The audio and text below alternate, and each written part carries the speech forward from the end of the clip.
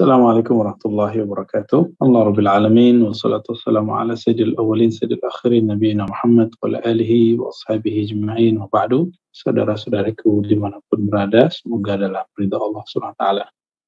Puji syukur kehadiran Allah SWT. Alhamdulillah. InsyaAllah saya selalu bersama orang-orang yang khidmat kepada Al-Quran, kepada dakwah. Kita lanjutkan kajian kitab At-Turuq Ilallah yang ditulis oleh Imam Najmuddin Al-Kubra. Kitabnya sudah kita baca 2 kali seingat saya ya. Berikut ini tentu masih ingat sebelum-sebelumnya kita membahas tentang imam-imam, lalu sampailah kepada Imam Najmuddin Al-Kubra, lalu sampai juga kepada pembahasan tentang kalam-kalam beliau, bahwa Imam Najmuddin Al-Kubra ini diberi nama oleh Rasulullah SAW secara rohani. Kemudian juga membahas tentang pembagian beliau tentang thariqah. Ternyata thariqah itu sangat banyak. Lalu ia membagi menjadi 3 macam thariqah. Thariqah berarti jalan menuju Allah. Dan yang paling sering dipakai oleh kebanyakan manusia adalah thariqah yang pertama, yaitu thariqah banyak ritual ibadah. Ini kebanyakan, dan mereka biasanya tidak mau berguru banyak ya, takut sesat dan segala macam. Akhirnya lebih banyak kepada kuantitas beramal, tapi ini sudah baik. Dan yang kedua, ada thariq, orang-orang yang sudah mulai berthariqah secara formal, ikut satu ajaran zikir, ajaran thariqah masyayikh, thariqah mu'tabarah, lalu ada latihan-latihan zikir dengan angka tertentu, hari tertentu. Ini sudah mulai berkurang dari yang tadi, tidak sebanyak yang tadi. Dan ini juga boleh kita sebut dengan thariqah al-abrar ya. Dan yang terakhir itu thariqah ahli ma'rifat, ahli mahabbah, mereka yang lebih dahulu mengedepankan cinta dan ma'rifat mengenal Allah sebelum kemudian beramal dan beriadah, sehingga beramal tidak ada rasa beban. Beramal itu sebagai suatu bentuk ekspresi daripada cinta. Lalu dari pembahasan itu muncullah bab-bab, fasal-fasal mengenai apa saja cara yang ketiga. Jadi beliau memilih untuk mengajarkan jalan menuju Allah dengan jalur yang ketiga, yaitu jalur para pencinta. Nah, sebagaimana semua kitab mengenai itu, maka semua jalan dimulai dengan taubah. Taubah itu ibarat kita mau buka jalan semak belukar, dibersihkan dulu semak belukarnya baru jalan. Ibarat orang yang sedang menggunakan sesuatu seperti mungkin dia ingin berhias wajahnya, nah, maka dia sebelum berhias lebih dahulu dia lakukan adalah membersihkan wajahnya, bukan langsung meriasinya. Apabila kita hendak merias wajah, hendak ingin membaguskan muka, yang pertama kita lakukan adalah membersihkan minyak-minyaknya, kotoran-kotorannya, baru kemudian melakukan yang lain. Inilah kesalahan banyak orang-orang dalam berjalan menuju Allah, langsung banyak ibadah, langsung banyak ngaji, tapi belum membuat satu bab, yaitu at-taubah. Dan taubah menurut bab ahlul mahabbah yaitu keluar dari segala hal yang menghalangi kita dari Allah, keluar dari semua hijab daripada Allah, baik hijab dunia ataupun akhirat. Hijab dunia yaitu bentuknya sifatnya materi, bukan berarti kemudian tidak menjadikan membuang kemewahan dunia, bukan. Hijab akhirat berarti pun tidak mengangan-angankan surga semata, tapi lebih kepada keridhaan yang mempunyai surga ya. Lalu kita bahas mengenai zuhud ya. Zuhud itu al-khuruj an mata'iha wa syahawatiha qaliliha wa kathiriha. Nah, zuhud ini zuhud fid dunya. Jadi ada zuhud fid dunya, keluar dari sitanya kolbu daripada ingin menikmati dunia, kecenderungan kepada dunia, sedikit ataupun banyak. Ingat, keluar yaitu keinginan hati, keinginan syahwat untuk menikmati dunia. Bukan berarti tidak boleh menggunakan dunia. Dunia itu makhluk Allah, kita ini juga makhluk Allah. Apabila di dalam hati ini ada dunia, dunia mengira kita adalah budaknya. Maka Nabi mengatakan ta'iba abdud dinar, akan lelah orang-orang yang menyembah dunia, barang dunia yang bernama duit, ya. Oleh karena itu, jalannya para aulia-aulia Allah adalah lafaz yang paling bawah ini, haqiqatul zuhdi an tazhad bid dunya wal akhirah. Tidak hanya zuhud dari hal-hal materialistis, tapi juga zuhud daripada mengejar pahala. Mencari pahala itu baik, tetapi kalau ingin thariqah yang ketiga, jalan yang paling cepat kepada Allah, kita tidak hanya mencari pahala, tapi mencari, mengejar, mengenal siapa yang memberi pahala. Maka ada ungkapan di situ, ad-dunya haramun ala ahli akhirah wal akhirah haramun ala ahli dunya. Ya.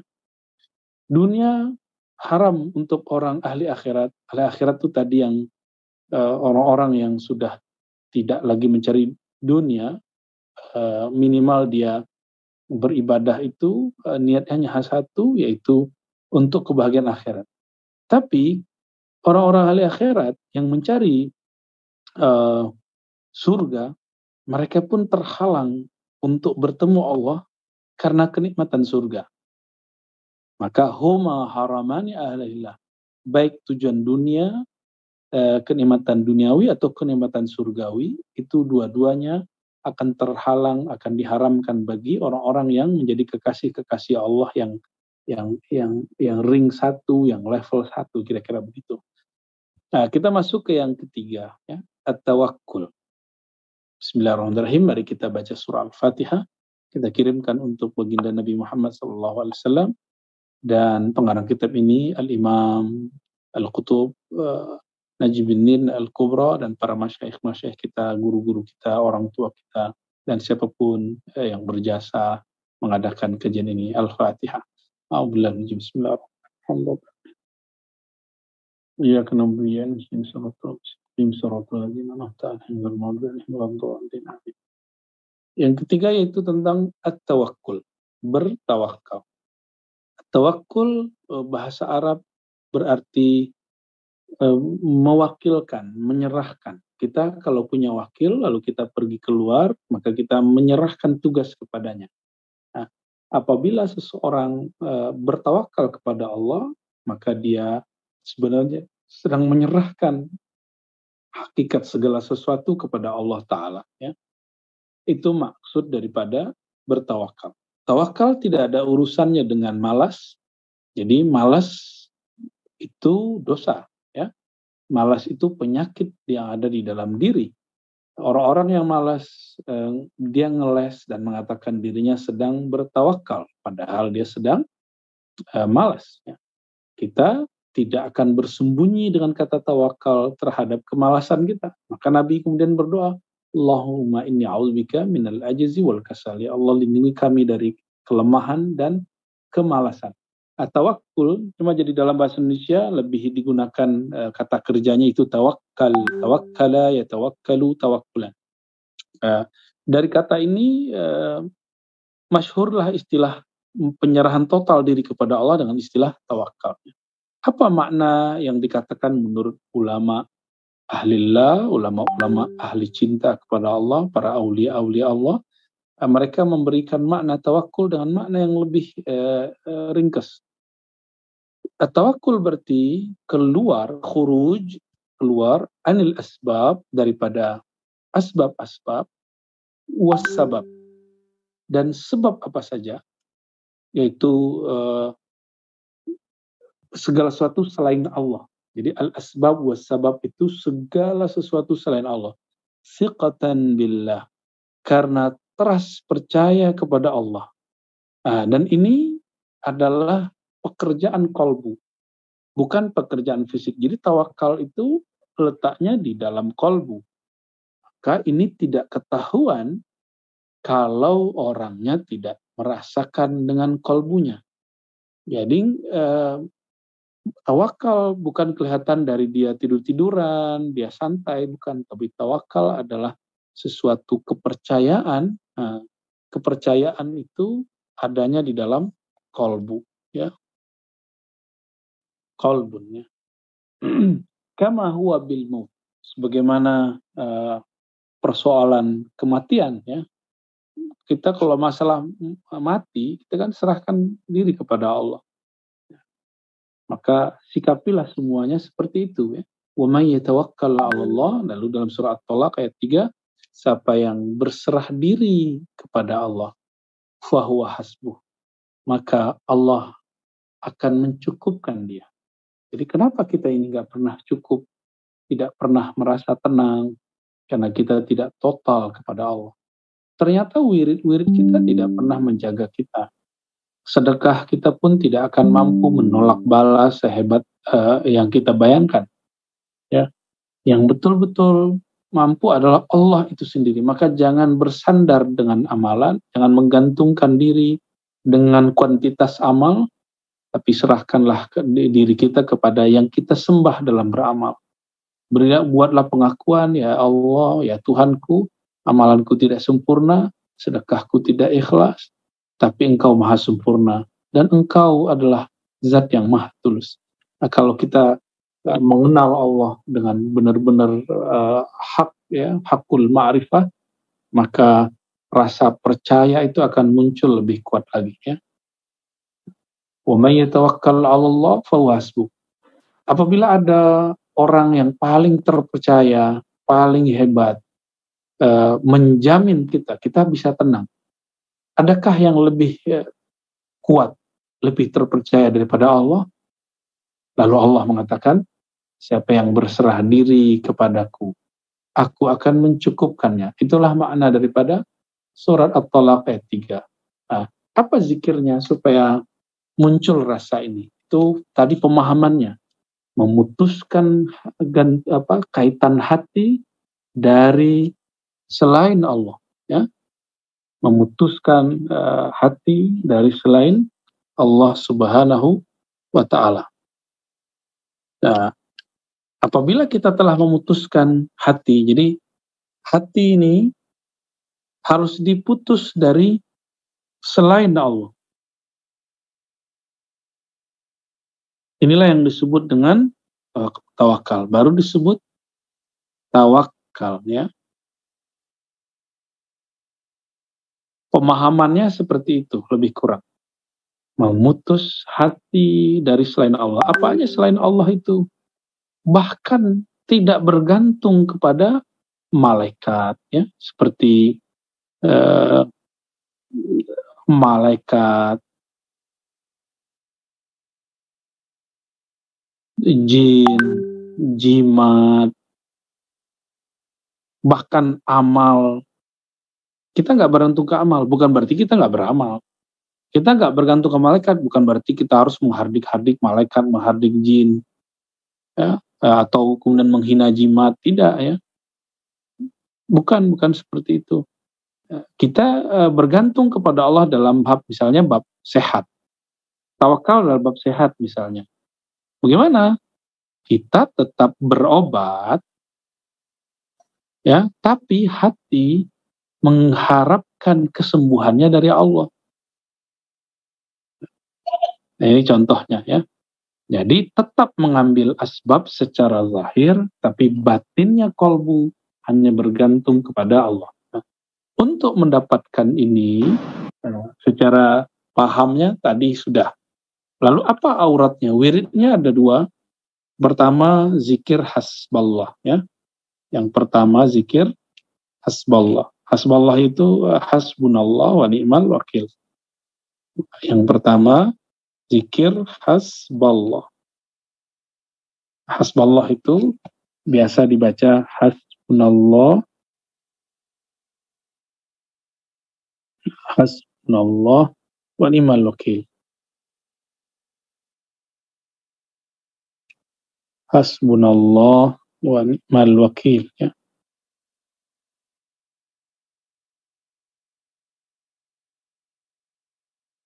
Hasbunallah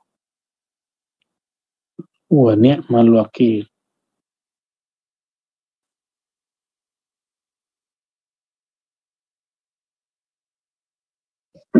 Nah, cukuplah Allah, itu maknanya. Hasbunallah, cukuplah bagi kami Allah. Hasbu ini artinya cukup. Cukuplah bagi kami yaitu Allah. Dialah sebaik-baik yang mewakili, yang menerima penyerahan. Inilah zikir dulu Sayyidina Ibrahim. Sayyidina Ibrahim ketika beliau diusir dan dibakar, lalu dimusuhi, malaikat datang membantu. Tapi beliau mengatakan tidak, cukuplah Allah. Jadi Nabi Ibrahim menolak bantuan malaikat, bantuan binatang, jin, semua ditolak. Apalagi manusia. Beliau kemudian hanya bergantung kepada Allah Subhanahu wa ta'ala. Ya. Itu Nabi Ibrahim. Ya. Apalagi Nabi Muhammad Sallallahu Alaihi Wasallam. Beliau lebih lagi. Nabi Muhammad lebih bulat penyerahan dirinya kepada Allah dibandingkan Nabi Ibrahim alaihi salatu wassalam. Ya. Nah, ini diamalkan. Nah, kalau Imam Syadzili mengamalkannya dalam angka-angka tertentu, nah, kalau kita untuk berlatih mungkin pagi sore 100 atau kalau nggak sanggup ya 7 kali. Ya. Ya 7 kali. Kalau sudah agak kuat 100 kali. Bukan angkanya yang penting, tapi mengulang maknanya yang penting. Ada juga wiridannya yaitu 450 kali. Nah, ini aurat-aurat yang disebutkan oleh para masyayikh. Jadi kuantitas untuk menjaga rasa itu sehingga rasa itu muncul. Namun ini tidaklah wajib, angka-angka ini hanya sebatas latihan supaya tertanam di dalam diri. Kenapa? Karena angka-angka itu digunakan untuk repetasi, untuk mengulang-mengulang. Ini akan membantu membimbing diri kita, bahasa kolbu, supaya dia terbiasa dengan makna yang ada di dalam. Baik ya. Dan yang kedua, wirid daripada zikir yang bisa diamalkan untuk menumbuhkan hasbunallah, rasa penyerahan total kepada Allah adalah la haula wala quwwata. Disebut hauqalah. Hauqalah. Kita sudah hafal semua, yaitu la haula wala quwwata illa billah. Tidak ada daya, tidak ada upaya, kekuatan ya. Tidak ada kekuatan kecuali dengan Allah Subhanahu wa taala ya. Billah, kecuali dengan bantuan dan kekuatan Allah Subhanahu wa taala. Nabi mengatakan orang yang membaca ini di pagi hari 100 kali, maka dia tidak akan dijadikan miskin. Bukan miskin dalam arti secara materi, tapi secara batinnya. Namun keberkahannya sampai kepada zahirnya seseorang. Jadi bacalah ini bukan karena takut miskin. Bacalah ini karena takut merasa miskin. Lalu takut terhadap dunia, lalu lupa mengembalikan diri kita kepada Allah SWT. Jadi silakan diamalkan ini. Ya, kalau mau beramal, misalnya 100 pagi, 100 kali itu sebentar, boleh sembari pulang kerja, sembari jalan, itu nggak ada masalahnya. Tidak mesti dalam keadaan berwudu, karena Nabi SAW yazkurullah ala kulli ahyani. Nabi selalu mengingat Allah dalam keadaan apa saja, baik dalam keadaan suci ataupun tidak suci, berwudu ataupun tidak berwudu. Oke. Nah, itu lebih kurang tentang hasbunallah ya. Sekarang kita masuk kepada yang keempat, yaitu qanaah. Nah, sudah sering dengar kata qanaah tentunya. Qanaah berarti merasa cukup mirip dengan tawakal, bedanya ini adalah menerima apa adanya terhadap apa yang dimiliki, apa yang dicapai. Jadi obsesinya mampu diatur. Saya menerjemahkan bahwa qanaah itu menjaga kestabilan emosi setelah mencapai atau mendapatkan sesuatu yang kita cari. Itu namanya qanaah, ya. Jadi qanaah itu urusannya adanya di dalam pikiran dan kolbu, ya. Apa yang kita cari. Wahyal khuruj min syahawatin nafsaniyah, yaitu keluar, ya, daripada zona syahwat nafsaniyah. Berarti syahwat ini ada macam-macam. Ada syahwat nafsani, ada syahwat akli, ada syahwat ruhiyah, ya, ruhaniyah. Nah, syahwat, jadi kalau kita bagi, ya, syahwat itu ada nafsani. Ini yang pertama. Ada syahwat aklani. Nah, kalau aklani ini sifatnya keilmuan. Lalu ada syahwat ruhani, ya. Kok ruhani juga ada syahwatnya? Oh iya, ruhani juga ada syahwat, itu artinya keinginan. Jadi kalau kita bagi, syahwat artinya keinginan, ya. Syahwat itu tidak hanya urusannya dengan urusan keinginan seksual, tapi syahwat itu dia berkaitan makan misalnya, itu syahwat nafsani. Jadi yang paling rendah itu namanya nafsani. Nah, itu yaitu syahwat materi, syahwat seksual, ya, lawan jenis. Nah, itu nafsani, ya. Bahkan juga sifatnya imateri,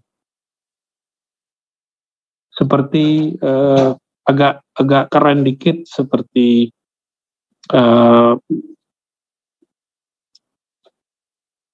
popularitas, ya. Popularitas itu bagian daripada yang imaterial, ya.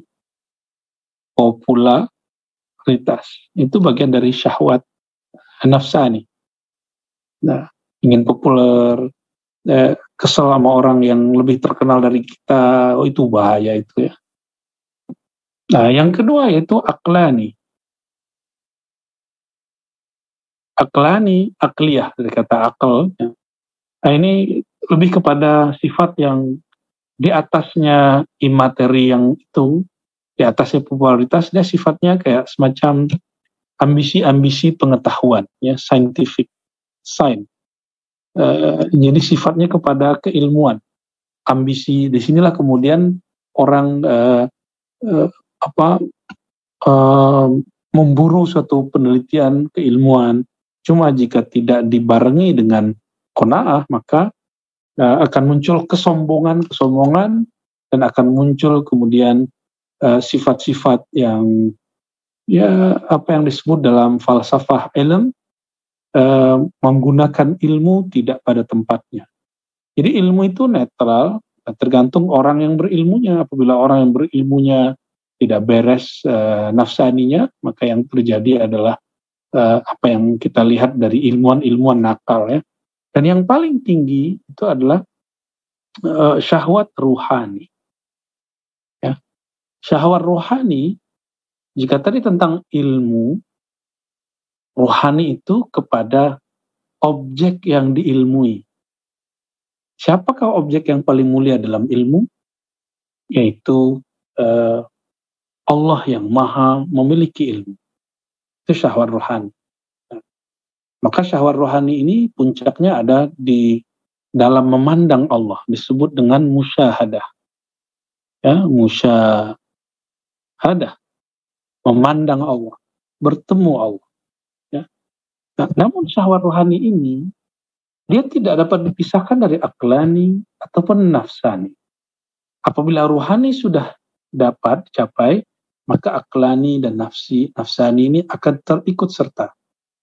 Nah, maka Nabi, ketika Nabi menikah lebih daripada satu istri, ataupun ketika beliau dengan Khadijah saat satu istri, itu sama.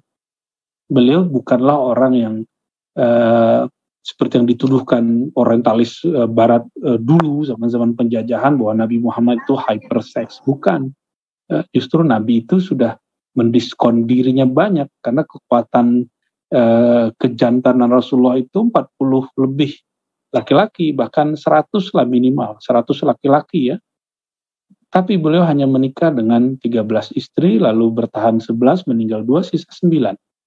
Ya, bukan itu problemnya. Problemnya adalah Nabi itu menikah bukan untuk eksplorasi syahwat. Nabi menikah karena itu fitrah lelaki yang laki-lakian yang ada pada dirinya. Nah, jadi beliau tetap seperti biasa, seperti layaknya suami istri, ada hubungan suami istri, ada kecemburuan istrinya, ada sayangnya, ada mesranya, tapi semuanya dalam rangka melihat keindahan Allah, bukan hanya mengejar kenikmatan lahiriah, ya, tapi sudah masuk kepada kerohanian. Maka benarlah kata Nabi, wa fi bud'i ahadikum sadaqah.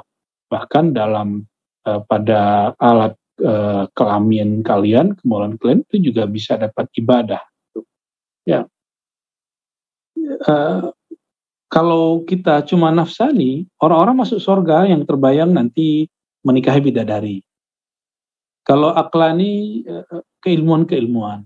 Tapi kalau rohani, dia tetap dapat bidadari, dia dapat keilmuan, dan dia bertemu dengan yang memberikan kenikmatan surgawi, dia bertemu dengan yang mempunyai ilmu itu, tentunya pintunya adalah Nabi Muhammad SAW. Ya. Inilah syahwat rohani. Syahwat rohani ini itulah yang dicari oleh para aulia Allah tanpa mereka meninggalkan nomor 1 dan nomor 2-nya. Ya. Ini tentang syahwatnya. Jadi keluar dari syahwat nafsaniyah, naik ke syahwat aklaniyah atau syahwat ruhiyah. Oke, wal tamattu'at al-hayawaniyah, ya. Keluar dari kenikmatan yang sifatnya hewani semata. Kita ini bukan hewan, ya. Sebagaimana kita sikapnya terhadap kematian. Illa maturra ilais, kecuali yang memang sudah tak bisa dihindari, ya, minal haja lisannya, daripada hajat kemanusiaan. Kita manusia, ya, ada ketertarikan kepada lawan jenis, ada keperluan makan, keperluan kepada tempat tinggal, kendaraan misalnya, sepantasnya, ya. Fala yusrif fil ma'kul, maka tidak boleh berlebihan dalam makan, dalam pakaian, wal maskan, dan tempat tinggal. Tentu ini untuk standar orang itu. Kita tidak kemudian kita punya pola hidup seperti apa, lalu kita hukumkan diri kita kepada mereka, kita jadikan diri kita standar mereka. Enggak, itu enggak boleh. Ya, kita kan enggak tahu kebutuhan apa yang Allah berikan kepada orang itu. Ya, kita maka jangan bersuzon, berpandangan buruk kepada orang-orang yang Allah berikan fasilitas duniawi. Ya, siapa tahu dia memanfaatkan untuk hal-hal yang sifatnya ukhrawi. Ya. Kenapa kita nggak dikasih? Mungkin kalau kita dikasih, kita langsung lupa kepada Allah SWT. Wa yakhtasir ala ma labudda minhu min quwwati. Lalu mencukupkan dengan apa adanya. Ya, min quwwati, bukan min quwwati. Daripada makanan yang dia berikan. Ya. Nah, ini bab tentang al-qanaah, bab tentang qanaah. Bapak Ibu, sahabat-sahabat karena Allah, saya rasa dua ini sudah cukup, ya, tentang jalan pintas menuju Allah, jalan terdekat menuju Allah. Pertama, berserah diri kepada Allah, maka Allah akan mengambil kita, akan menyelamatkan kita. Yang kedua, mampu mengenali ini kecenderungan syahwat nafsiyah atau akliyah, atau ini kecenderungan syahwat ruhiyah. Ya, syahwat berarti kecenderungan. Rasulullah, beliau manusia biasa, ada sisi-sisi manusiawinya, beliau mengambilnya sesuai dengan apa yang berdasarkan gerak daripada ruhani beliau sallallahu alaihi wasallam. Semoga kita dapat mengikuti pola-pola Nabi Muhammad sallallahu alaihi wasallam. Barangkali itu kita sampaikan. Wallahu a'lam bishawab. Alhamdulillahirrabbilalamin. Terima kasih Buya atas pemaparannya pada kesempatan sore hari ini. Masya Allah, banyak ilmu yang dapat kita petik ya Buya ya. Mohon izin bahwa untuk menuju jalan kepada Allah Subhanahu wa Ta'ala itu bisa melalui juhud dari taubat yang pertama, juhud, kemudian tawakal, menyerahkan diri kepada Allah, yang tentunya kata-kata tawakal ini jauh berbeda dengan kata-kata malas ya Buya ya. Kemudian kita juga dapat zikir hasbunallah wa ni'mal wakil. Kemudian kita juga dapat qalqalah, la haula wala quwata illa billahil aliyyil azim. Mudah-mudahan kita dapat mengamalkannya dalam kehidupan kita sehari-hari. Sudah banyak pertanyaan nih Bu ya dari para peserta Zoom, baik dari Lombok, Banjarbaru, Kalimantan Selatan dan lain sebagainya. Mohon izin untuk membacakan pertanyaan Bu ya. Ini dari Syakira Adnan. Assalamualaikum Buya. Seperti Buya cakap, dalam hati kita hanya ada Allah, dan seperti ilahi anta maksudi wariduka matlubi, itu adalah penyerahan jiwa raga hanya kepada Allah. Bagaimana pula dengan Nabi Muhammad SAW? Adakah jika saya meletakkan di dalam hati saya hanya Allah dan Nabi Muhammad, itu bermaksud saya telah meletakkan yang lain selain Allah? Atau Nabi Muhammad itu dibolehkan? Karena mengingat Nabi Muhammad SAW sama seperti mengingat Allah Bu ya. Mohon penjelasannya Bu ya. Masih di unmute Bu ya.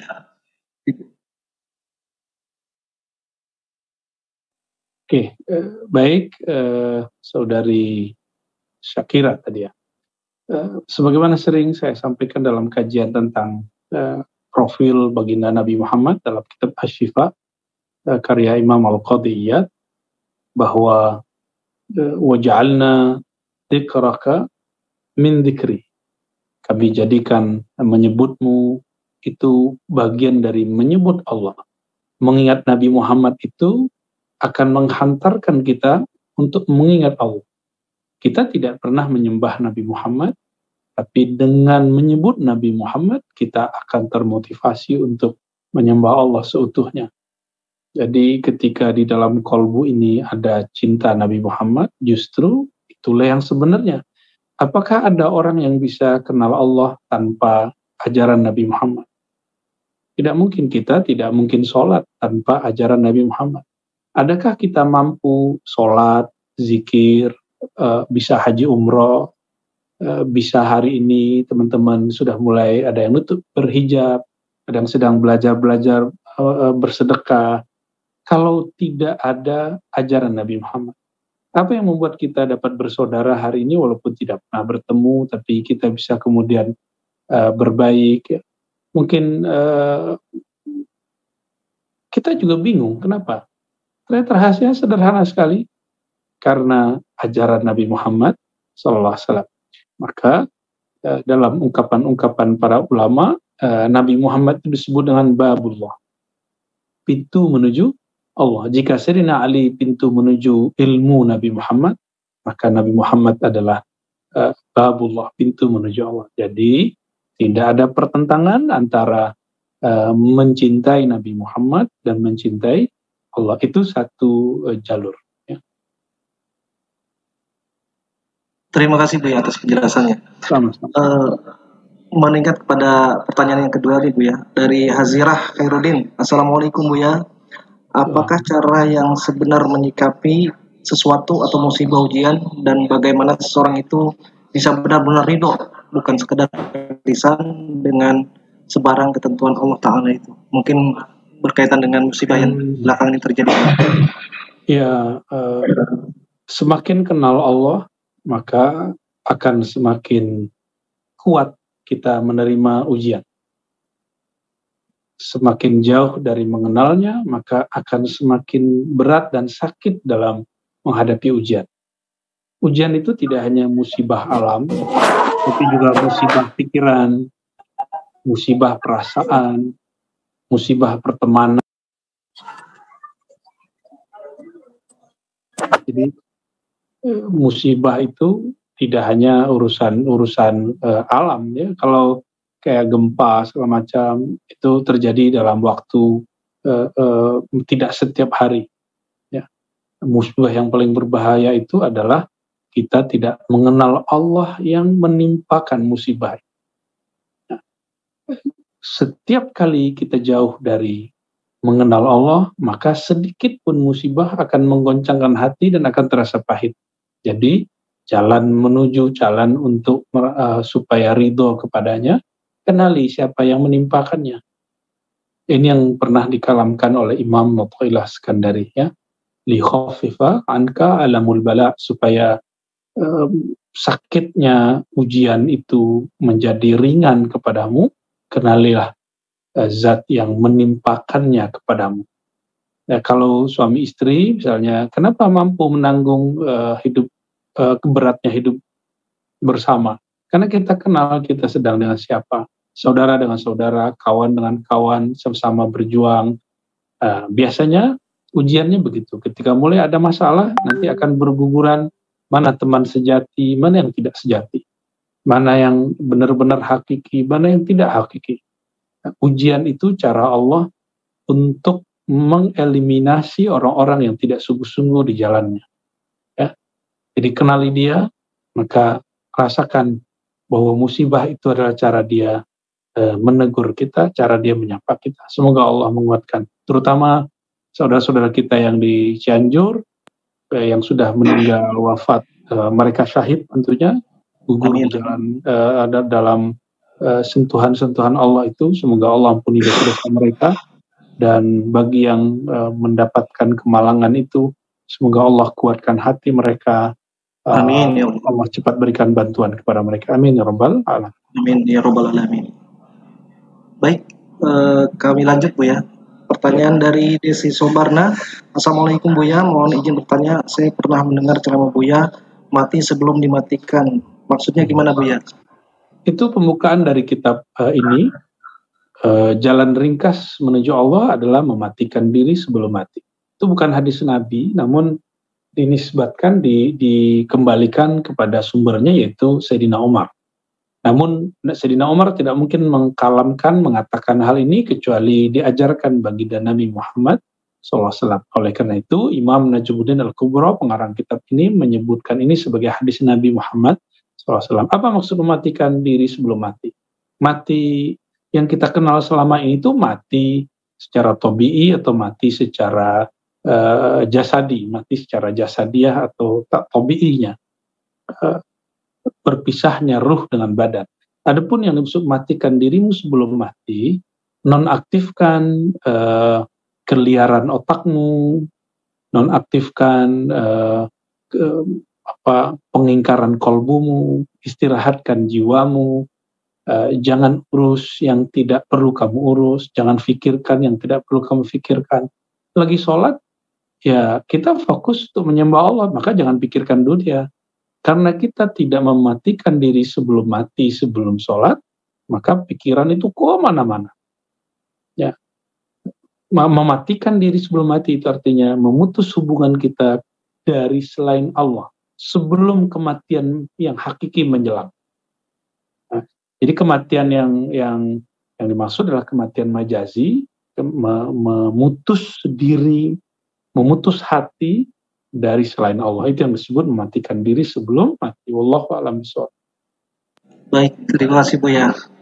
Ini ada pertanyaan berikutnya Buya dari Abdurrahman Muqaddas. Pertanyaannya adalah, Allah kan selalu bersama hamba. Hanya terkadang kita tidak menyadari, bahkan tidak merasakannya. Tiada jalan untuk merasakannya selain menghilangkan nafsiyah kita. Syuhudul kathirah fi wahdah wa syuhudul wahdah fi kathirah. Pandanglah yang satu pada yang banyak, dan pandanglah sesuatu yang banyak itu pada yang satu. Maksud kalimat itu bagaimana Bu? Allah itu kan maha suci dari apa yang kita pikirkan, maha terbebas dari semua yang kita bayangkan. Maka dia tidak dapat dibayangkan. Namun Allah mengatakan wa huwa ma'akum ainama kuntum, dia bersamamu dimanapun kamu berada. Jadi ingat, Allah nggak pernah luput dari niat buruk kita semua. Siapapun yang berniat buruk kepada makhluk Allah, tenang aja ya. Yang diniatin buruk itu, orang yang diniatkan, kita tahu nih ada orang ini berniat buruk kepada kita, nggak usah takut. Apakah pernah Allah kemudian lalai atau Allah kelewat gitu dari seseorang yang berniat jahat? Nggak ada. Allah itu menyaksikan semua gerak hati manusia, bahkan semua gerak hati itu adalah anugerah dari Allah sebenarnya yang kemudian kita salah artikan. Bagaimana cara menyadari bahwa dia bersama kita? Ya. Nanti ada masa kita nggak bisa mengendalikan. Bahkan setiap hari itu kita banyak sekali tidak menyaksikan di dalam diri ini ada gerakan-gerakan yang bukan dari diri kita sendiri. Satu helai rambut yang tumbuh, itu kan bukan kita yang ngatur. Kuku yang kemudian memanjang, bukan kita yang ngatur. Ustadz Gofur misalnya berjenggot, berkumis, coba, kan repot juga ngerapiinnya tiap hari, ya kan, kumisnya. Kita nggak bisa nahan tumbuhnya. Kemudian yang sudah tambah umurnya, ketika hendak menua, kita nggak bisa menahan diri dari keriput, uban. Apa artinya? Ada yang berkuasa kepada diri ini dan dia selalu membersamai kita, yaitu kudrat iradatnya, ilmunya semuanya. Karena diri ini tiba-tiba sudah gede aja, tiba-tiba udah tua aja, tiba-tiba sudah begitu aja. Tanda bahwa dia selalu bersama kita. Cuma karena secara fisik tidak terlihat, kita tidak menyadari bahwa dia benar-benar bersama kita. Syuhudul wahdah fil kathrah, menyaksikan yang Maha Esa dalam keragaman makhluk, maksudnya menyaksikan perannya di alam semesta. Ya, sebagaimana kita dapat menyaksikan keragaman makhluk dalam keesaan kekuasaan Allah Subhanahu Wa Taala. Wallahu a'lam bishawab. Masya Allah, makin banyak kita buka pertanyaan, makin banyak ini pertanyaan Bu ya, Masya Allah. Tapi mau izin satu lagi Bu ya. Iya, dari Dewiana Bu ya, ini Assalamualaikum Bu ya Razi, mohon maaf mau bertanya bagaimana mengetahui seseorang sudah sampai kepada Allah atau belum? Adakah ciri-cirinya? Mohon dijawab. Jazakallahu khair. Bagaimana mengetahui seseorang sudah sampai kepada Allah atau belum? Dan apa ciri-cirinya? Sampai itu maksudnya kesadaran. Sampai atau bahasa Arabnya wusul, kesadaran dia sejauh mana kepada Allah. Semakin seseorang itu mengenali dirinya, hakikat dirinya, ketidakberdayaan dirinya, kehinaan dirinya, maka semakin dia mengenal Allah SWT. Jadi nggak usah teorinya, nggak usah tinggi-tinggi, semakin kita tambah dalam memahami seluk-beluk diri, jiwa, kolbu, ruh ini, maka semakin kita kemudian tambah dekat kepadanya. Jadi nggak usah memandang kepada timur, barat, utara, selatan. Lihatlah diri kita sendiri, semakin dekat ke dalam diri, maka semakin dekat kepada Allah yang menguasai diri ini. Itu cara mengetahuinya. Dan ini yang punya kemampuan mengetahuinya, sebagaimana penyakit hanya diketahui oleh dokter yang dia punya alat-alat canggih, tidak semua dokter juga. Begitu juga pengetahuan kita mengenai sesuatu dianggap sudah oke oleh guru yang tentu sudah mumpuni. Kalau di kampus-kampus misalnya doktor, profesor yang sudah sering menguji muridnya dengan skripsinya dan lain sebagainya, sama ya. Kalau di kampus orang itu dianggap sudah mumpuni, sudah sampai selesai keilmuannya, untuk strata 1 dia diuji dengan paper, dengan skripsi, S2, S3 dengan tesis disertasi, maka indikator orang yang sudah mulai mengenal dirinya sampai kepada Allah, dia malah senang diuji. Dia ingin diuji oleh Allah Subhanahu wa Ta'ala. Jadi ciri-ciri orang-orang yang sampai usul, dia tidak menolak semua ujian. Dia terima ujian-ujian itu dengan betul-betul senang hati. Semoga Allah Ta'ala menjadikan kita bagian dari orang-orang yang kuat terhadap ujian itu. Baik, astagfirullahaladzim. Teman-teman semua, kita tidak ada yang suci, kita tidak ada yang betul-betul sempurna, hanya Allah lah yang maha sempurna. Maka kita serahkan kesempurnaan kepadanya, dan kita kembalikan semua kehinaan ke dalam diri. Itulah makna berserah diri kepadanya. Maka nanti ketika terjadi kebaikan, kesuksesan, kita anggap kesuksesan itu dari Allah. Jika terjadi kegagalan, ketidakenakan, kita tidak menyalahkan siapa-siapa, yang kita salahkan diri sendiri. Lalu yang kedua, kenalilah dia, semakin mengenalinya, maka cubitan-cubitannya, ujian-ujiannya akan terasa seperti dielus sang kekasih. Semoga kita tambah mengenalnya. Amin ya rabbal alamin. Saya mohon izin pamit. Assalamualaikum warahmatullahi wabarakatuh.